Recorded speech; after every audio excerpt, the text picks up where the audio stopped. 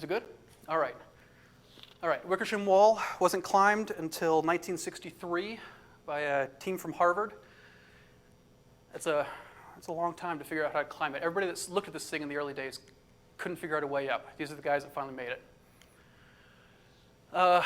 Wickersham found gold in the area when he couldn't figure out a way to climb the mountain. He went prospecting.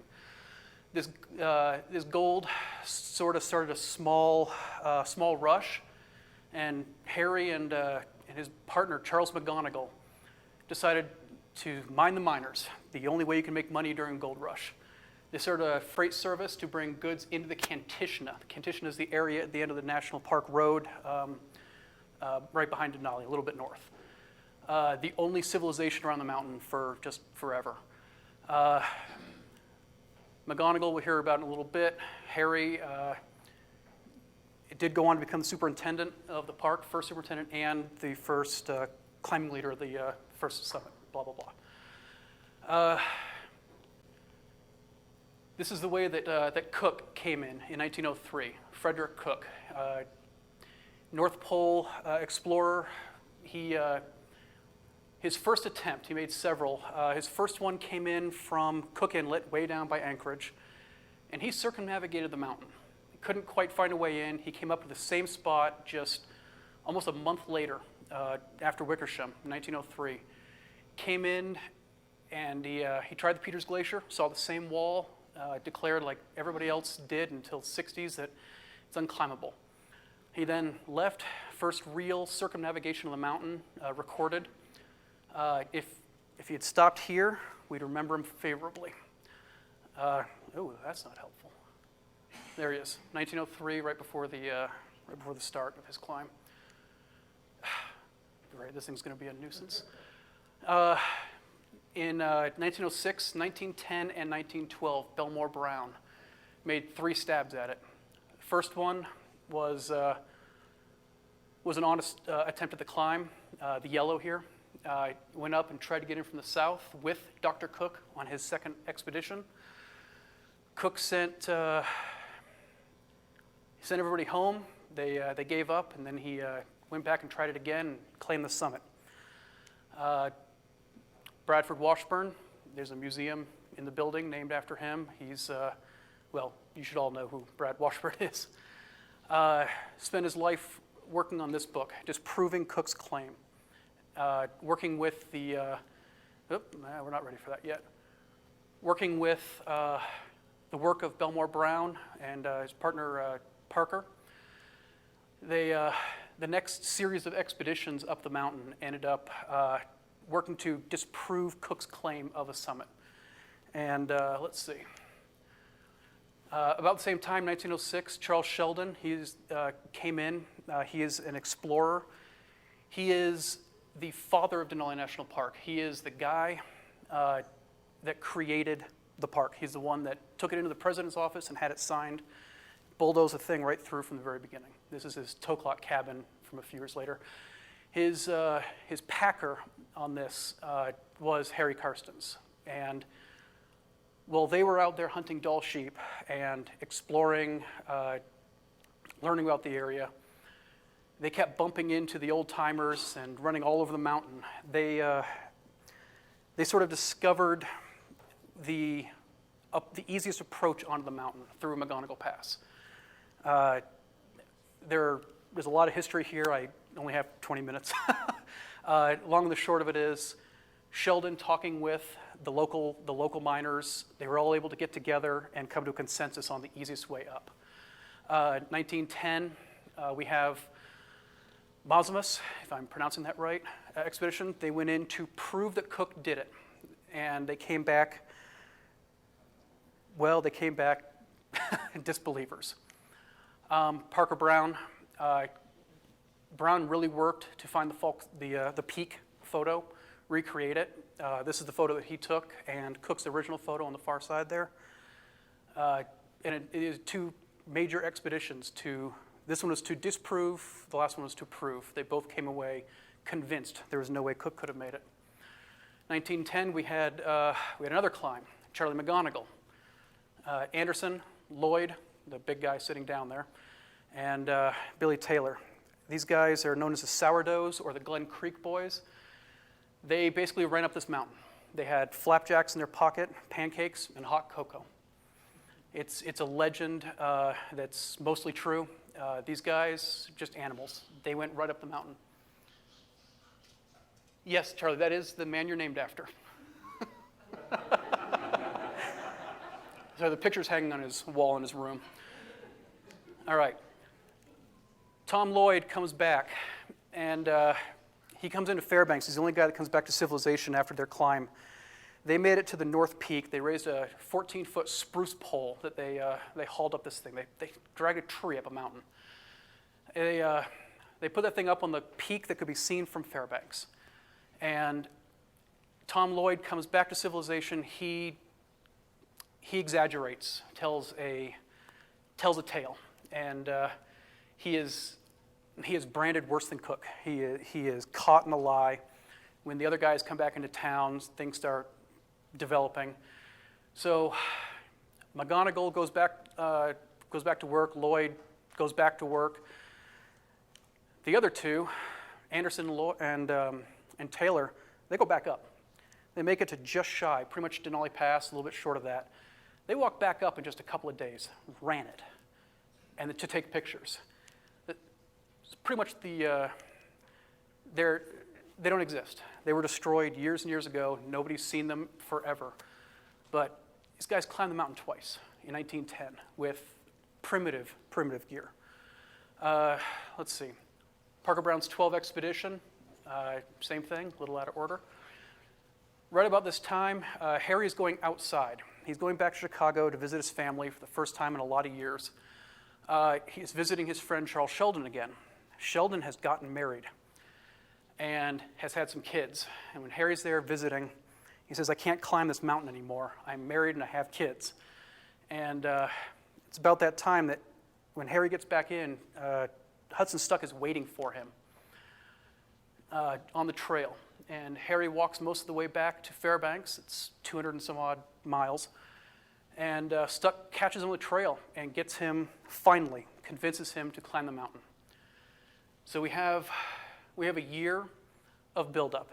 Harry is caching supplies. This is the map that Stuck made here. A year early, at the fall, they take a riverboat and they dump everything in as close as they can from Fairbanks. Then they wait for the snow to fall and they start their adventure. Really? Leaving Fairbanks. A couple teams of dogs. They pick up another team in Ninana, about halfway down, and they pick up the rest of the team. Well, this is going to be a blast. Okay, just a bunch of scenery shots here. We're getting in Cache Creek. I had a 3-day walk up this. It was from the end of the park road all the way up to these hills. Took us almost 3 days through mud and horrible things. Nobody took a single picture. We were so miserable. Mosquitoes and everything. So here's our base camp. There are more pictures of this than you can shake a stick at. I've been spending the last 10, 15 years collecting these old photos. They're scattered everywhere. Hudson Stuck ordered all of his papers burned at his death, and all the original photos were burned. Everything we have left are things that were loaned out to friends, published, or they were just tucked into a book somewhere and forgotten about. So we have our team. Everybody here, but Dr. Stuck. This Stuck, obviously. Tatum. He's a young kid, about 21, from Knoxville, Tennessee. Esaias George, Harry. Johnny Fredson. Johnny stayed behind and he kept camp. That was his whole job, to make sure base camp was safe. And Walter Harper. Walter Harper is a half-breed Athabascan. His father was one of the fathers of the Klondike, a very famous man, and his very famous son. Let's see. A newly rediscovered photo of Tatum and Harry at the camp. This one has been lost until just a year or so ago. These are my guys. sitting at that McKinley bar. Let's see. That is really. All right, 1913. Kind of a unique attempt. We killed a lot of animals near base camp. It was two caribou and a sheep, and then a caribou a little bit later on. We made pemmican, which is basically meat, fat, rice, and some other things just thrown in there, fruits and whatever else dried. You would heat it up with Ebbswurst, a German Army food staple. It's pea soup with a little bit of bacon added into it, and it's basically a biscuit like a beef bouillon cube. You drop it into water with that pemmican ball, and it's a soup. They used that for high altitude. Belmore Brown had been chased off the mountain by bad food. His cans of pemmican exploded. They went bad, and that and the storm chased him off. We're up to McGonigal Pass here. This is how it looks now. This is one of very few ways to get to the range right now. You've got in the distance there Gunsight Pass, that really low spot up on the glacier. It is tricky to do, but it can be done. How it looked in 1913. This is a little bit around the corner here. This is near their first camp. How that spot looks today. Let's see if I can make this thing work. Yeah, it's changed a little bit. Glacier has dropped quite a bit. You can no longer take a dog over McGonigal Pass. It doesn't work anymore. It's some 90 feet down, and it's nasty. It's about an hour trip now just to go a couple hundred yards. Those of you roped up, this is how we did it back then. Just a rope around the waist and just hope. We actually took the time to build bridges over crevasses. They tried to go around them occasionally, but they usually just built a nice big bridge. They had to run a dog sled up this glacier. This is my new pride and joy. This is a glass lantern slide that has not seen the light of day since about 1914. I just found this thing on eBay of all places, misidentified, and I spent a little bit of time with some experts. We compared everything: headwear, snowshoes, packs, and the early poles before they were lost in crevasses. We're just below Gunsight Pass here, and very proud. This is, again, has not been seen the light of day for almost 100 years. Dogs all the way up to 10,000 feet. Oop. All right. Up on top there, you have the Harper Icefall. We're at 10,800 feet, and this is how it looked in 1913 and how it looked in 2013. It hasn't changed. It's the same chunk of ice falling over and over and over again. In 1912, Belmore Brown was chased off the mountain by a giant earthquake. As he hit his base camp, the mountain exploded.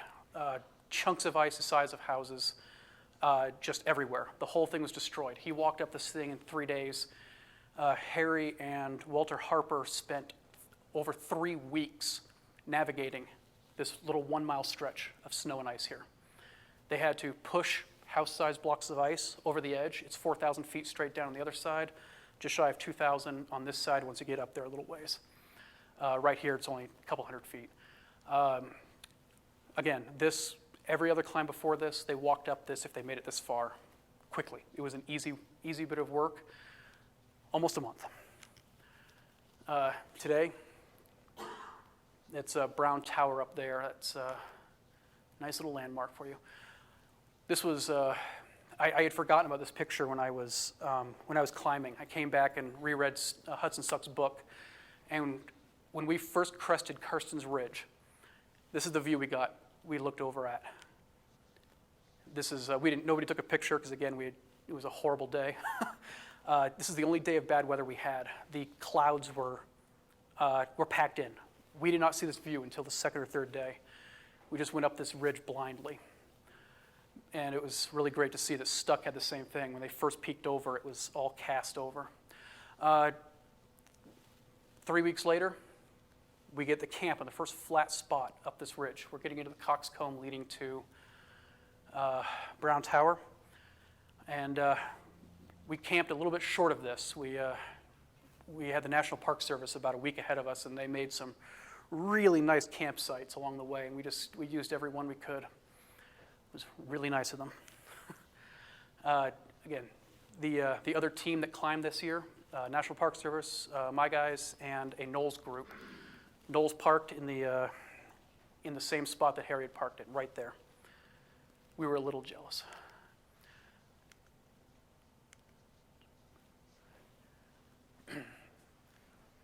Oh, hey, look at that. They say it's 3 miles. Neat. Again, it's a ridge walk now, and they're making this up as they go along. None of these guys had any mountaineering experience except for Stuck. He had just played around in the Alps and a little bit on Rainier.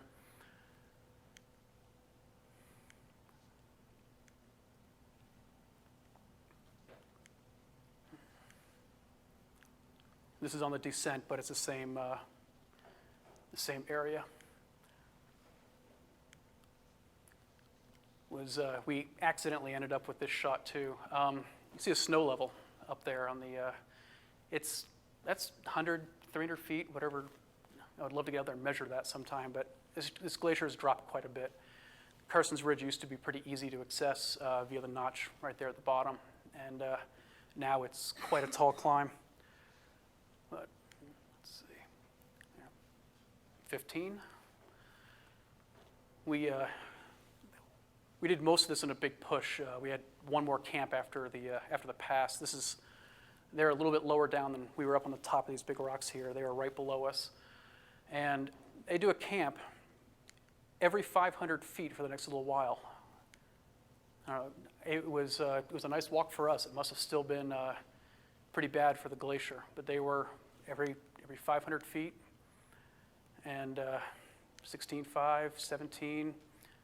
And then they suddenly had a 3,000-foot push up to just below the summit. This is not actually 20,000. This is closer to 19. This is in the pass, North Summit, I believe. Roger, is that? It is a North Summit, isn't it? Yes.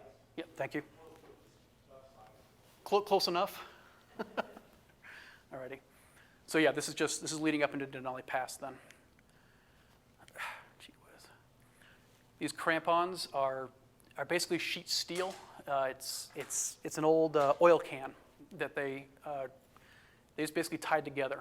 It's metal straps, some sinew, and these spikes, if you step on a rock, they just fold up. They're not that substantial. They're very likely the ones that are sitting in the display at the Park Service. Harry did say in his diary that he borrowed Charlie McGonagall's crampons, his creepers, right before they started. And the creepers that are in the museum at Denali National Park are identified as Charles McGonagall's. And they were found by Grant Pearson in 32-ish on the glacier. Roger, do you know the exact spot where they were found? I've never asked. They're somewhere down there in the rocks. It's all right. Summit Day. They went up a slightly different route than we do today. When you're climbing up the Muldrow, you sort of still wrap around to Denali Pass and up the Zebra Rocks, which are just kind of right around the corner there.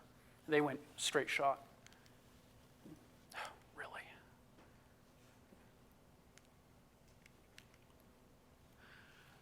At the summit, Tatum put up a little tent, which didn't last very long.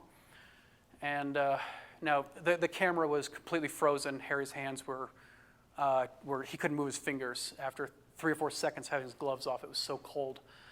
All the summit pictures are terrible, truly terrible. But here, we're taking the boiling point thermometers. We're doing elevation checks right now. All this equipment, there are 3 pieces of equipment they hauled up the top here. And Tatum sat there for almost an hour figuring out the elevation and all those funny little things they had to do back then. We can do with a wristwatch now. Summit photo number 1. Clicked the trigger 4 times, didn't know he was doing it. Tatum's flag, he had to hand make this flag. This is from a 1932 newspaper, which I'll show you in a second here. They forgot to pack a flag, and they after the fire that almost devastated their climb, almost turned them around. He grabbed scraps of fabric and started sewing, so they'd have a flag. Today, the family still has it hanging on their wall in Tennessee. It's an ugly little thing.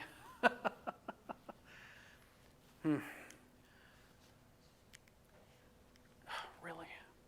All right. Dana really did climb this mountain with that 5-pound monstrosity, cursing it every day. Johnny Fred, he kept that camp, like I said earlier. He wouldn't touch the sugar. There's an entire chapter in Stuck's book dedicated to this boy.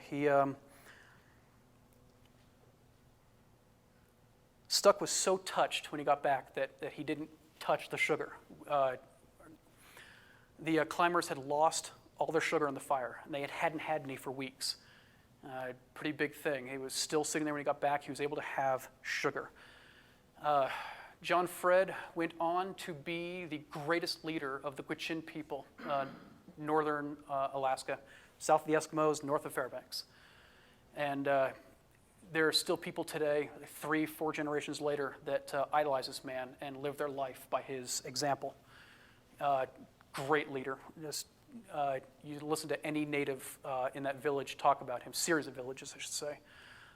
They still talk about him like he's alive. Stuck's book. Stuck died in 1920. He left behind 5 books, and the woman that had the orders to burn his papers did not burn his diaries. She decided they were too important to history, and she hid them in a church, and they were discovered in 1988, give or take a little bit. And a guy was able to write an amazing biography about Stuck. He led an amazing life. He did wonderful things for Alaska. Again, he's remembered in that same village like he is still alive. He pulled those people out of the Stone Age. Robert Tatum, he sort of went, for the rest of his life, he sort of went back and forth from Alaska back to Tennessee at home. He ended up traveling the country as an Episcopal missionary all over. He came back to Alaska as his first real station. In 1932, when Grant Pearson and his guys went back up onto the mountain for the first time since the first successful ascent in 1913, Tatum was still alive, and some of these pictures are not in Stuck's book. They're not published anywhere else. They are only in this newspaper. I still don't know where they are. These are the only copies that are known right now. I've gone through every source I can think of. They just don't exist anymore. The guy that wrote this article was also the guy that wrote the Scopes monkey trial articles. Very famous reporter. Harry went on to become superintendent of Denali National Park. He started building the road. He put in the first cabins. He explained to the locals the way it was going to be, and they believed him. His reputation was quite, eccentric. What you see today is very similar to how he left it in 1928. That is Charles McGonigal and Harry Karstens. They went their separate ways after the mail service, but one of the main reasons Harry climbed that mountain was to vindicate his friend, Charlie McGonigal, lifelong partner. They'd almost died in the snow delivering mail 100 times over a couple-year period. They were partners delivering the U.S. mail by dog sled through virgin land, places where people just had never been. They ended up living next door to each other more than 50 years later for years. Best of friends. New biography that just came out about Harry. We finally gave up our giant collection of stuff. We've been keeping most of our papers in the family a secret. We finally let somebody in to run through it for this anniversary.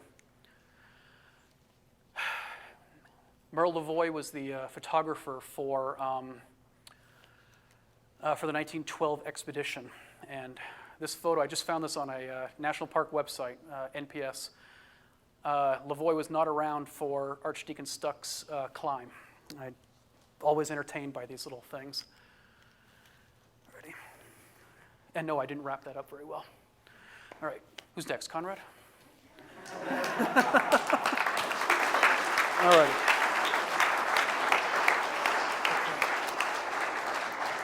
So let's see. Any?